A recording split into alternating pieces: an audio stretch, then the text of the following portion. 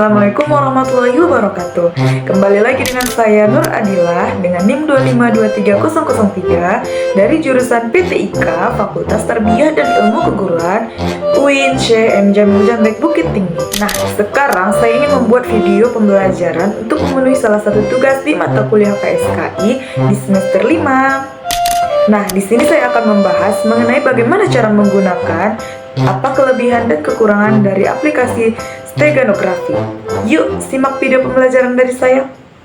Teman, sebelum kita masuki tahap bagaimana cara membuat steganografi itu, kita harus tahu dulu apa itu steganografi.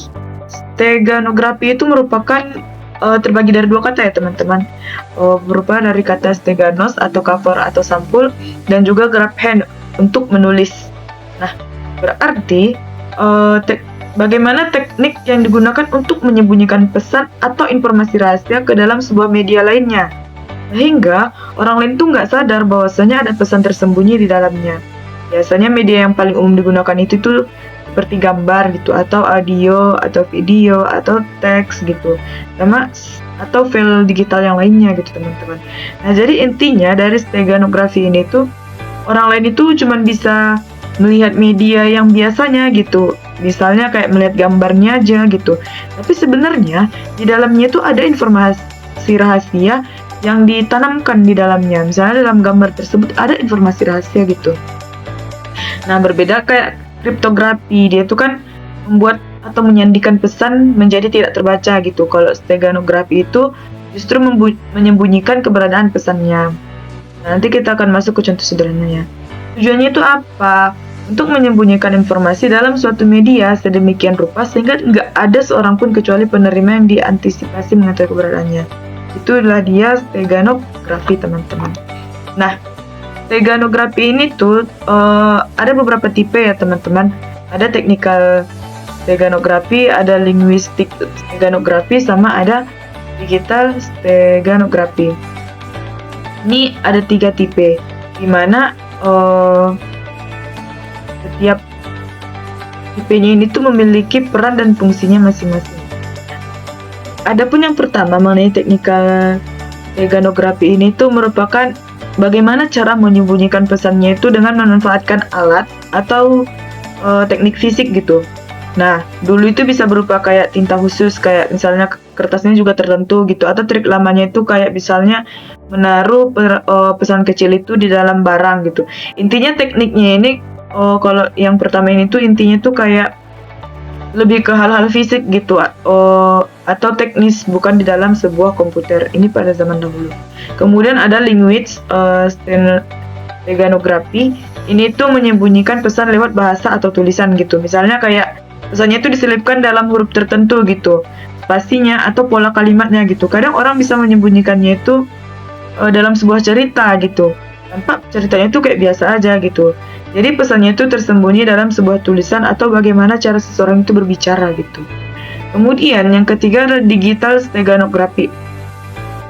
Di mana digital steganografi ini tuh kayak misalnya menyembunyikan pesannya itu melewat file digital gitu. Bisa dari gambar, video, audio, atau dokumen lainnya gitu. Kayak contohnya, ada pesan rahasia disisipkan ke dalam sebuah gambar gitu, tanpa mengubah tampilan gambarnya gitu.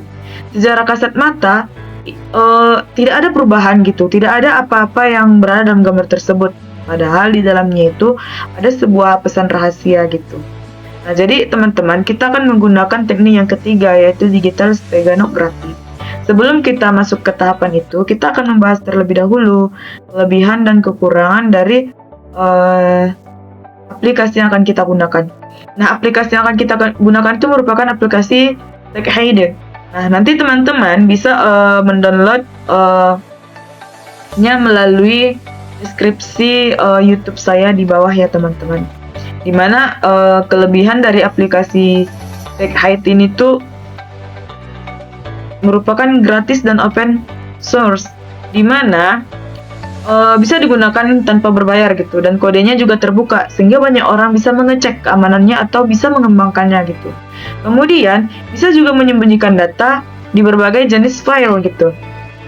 Nah, TechHider ini tuh mendukung gambar, baik itu dalam bentuk JPG, IMP atau lain-lain gitu.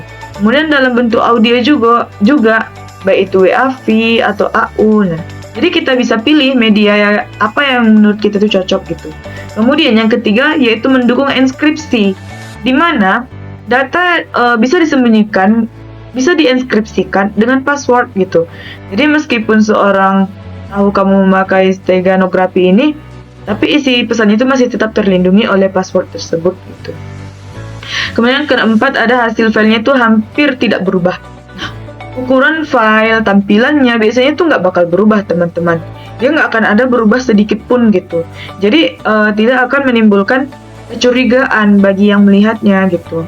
Kemudian yang kelima ada ringan dan tidak membutuhkan spek yang tinggi. Biasanya kan digunakan dalam komputer ya. Komputer itu kan setiap kita kan memiliki tipe yang berbeda-beda gitu.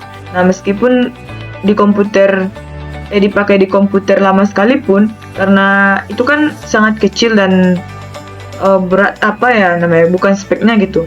Nah masih bisa digunakan gitu teman-teman. Kemudian mudah dipakai untuk pengguna yang mengerti dasar mengenai CLI, yaitu perintah sederhana yang biasanya itu dipakai dalam command line gitu teman-teman. Tetapi di balik kelebihan dari StackHide ini tuh pasti akan ada kekurangannya, yaitu hanya mendukung format tertentu. Nah, tidak bisa dipakai di PNG, di MP4 atau PDF. Jadi formatnya itu terbatas dibandingkan dengan steganografi modern gitu teman-teman. Jadi yang kedua tidak ada tampilan GUI atau antarmuka grafisnya. Di dalam StackHide ini tuh sepenuhnya berbasis terminal ya teman-teman. Bagi pengguna pemula mungkin ini terasa ribet dan kurang ramah juga. Nah kemudian ukuran data yang bisa disembunyikan itu juga terbatas gitu. Nah kapasitasnya itu tergantung dari file penampungannya. Kalau misalnya filenya kecil, berarti StackHide-nya tidak bisa memuat banyak data gitu. Kemudian metode lamanya, dia juga menggunakan metode lama atau kurang update gitu teman-teman. Sehingga proyek StackHide-nya itu jarang bisa diperbarui gitu. Sehingga tidak selalu aman ya terhadap teknik deteksi modern. Kemudian juga rentan terdeteksi oleh tool forensik modern, dimana meskipun filenya itu tampak normal gitu, beberapa alat analisis digital itu bisa mengetahui kalau file tersebut itu adalah file modifikasi gitu. Nah itu dia kekurangan dan kelebihan dari StackHide.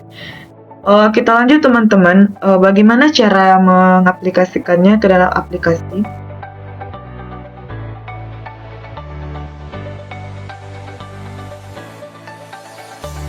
Nah, terlebih dahulu teman-teman sekalian itu harus mendownload ya yang berada di link deskripsi saya mengenai StackHide ini tuh aplikasinya.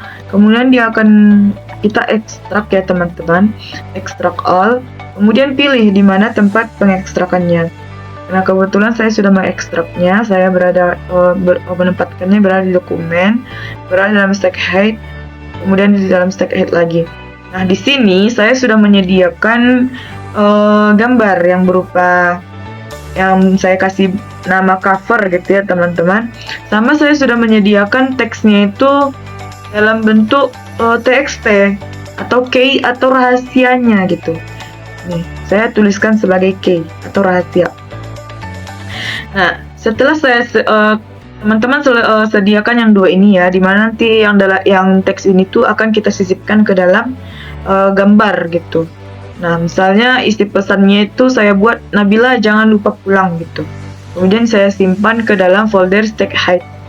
Nah, kemudian kita buka terminal. Sabar ya teman-teman, ini proses. Nah, ini dia, kita sudah membuka terminal. Kemudian kita akan melihat perintah apa aja yang berada di dalam StackHide tersebut gitu. Dengan cara mengetikkan StackHide.exe. Nah, maka di sini akan tampil mengenai apa perintah-perintah apa aja gitu. Di sini kita fokuskan ke bagian embed. Ini bagian pertama ya teman-teman. Ini sintak atau perintah bagaimana cara kita melakukan Stegano atau menyembunyikan pesannya gitu. Kemudian sini ada baris kedua. Baris kedua ini merupakan bagaimana kita mencoba melakukan ekstraknya gitu. Setelah tadi file kita sudah buat kan, bagaimana kita mengekstraknya agar kita tahu itu. Biasanya kalau yang pertama ini itu untuk si pengirim, yang kedua ini itu adalah untuk si penerima. Nah, kita akan membuat atau menyisipkan pesan ke dalam gambar ya teman-teman, dengan cara kita menuliskan kelihatan tidak? Nah, dengan cara menuliskan stack height.exe spasi embed spasi min cf spasi titik cover.jpg spasi lagi ya teman-teman, min ef spasi lagi titik, ini tadi kita buat k.txt. Nah, kemudian kita enter. Nah, di sini kan teman-teman dia meminta enter password ya.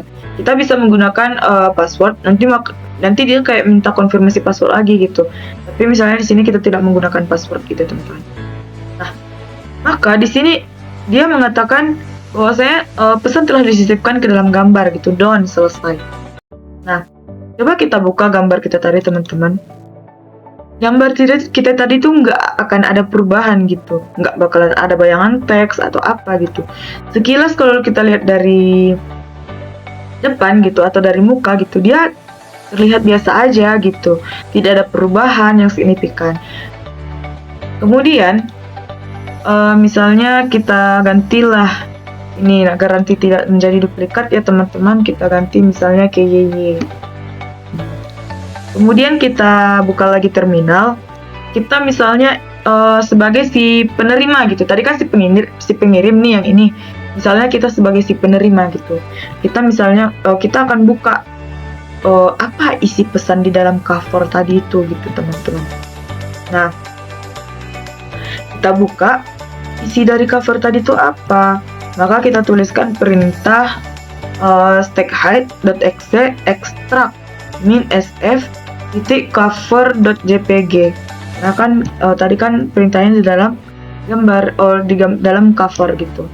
Maka dia akan meminta password. Nah, karena tadi kita tidak mengisi password, kita skip aja teman-teman, kita enter. Nah, di sini dia mengatakan dia sudah diekstrak datanya ke dalam file k.txt. Kita lihat sini k.txt. Ini dia. Ini tadi yang pertama ya teman-teman, ini yang baru diekstrak. Nah, ada pesan, Nabila jangan lupa pulang. Nah, itu dia teman-teman. Jadi dari mana kita bisa menuliskan ini tuh sebenarnya ini dia sebagai template-nya gitu. Yang untuk baris pertama untuk si pengirim, di baris kedua untuk si penerima. Oke teman-teman, itu dia video pembelajaran dari saya. Saya pamit undur diri. Jika ada yang ingin ditanyakan, silahkan tulis di kolom komentar. Bye-bye.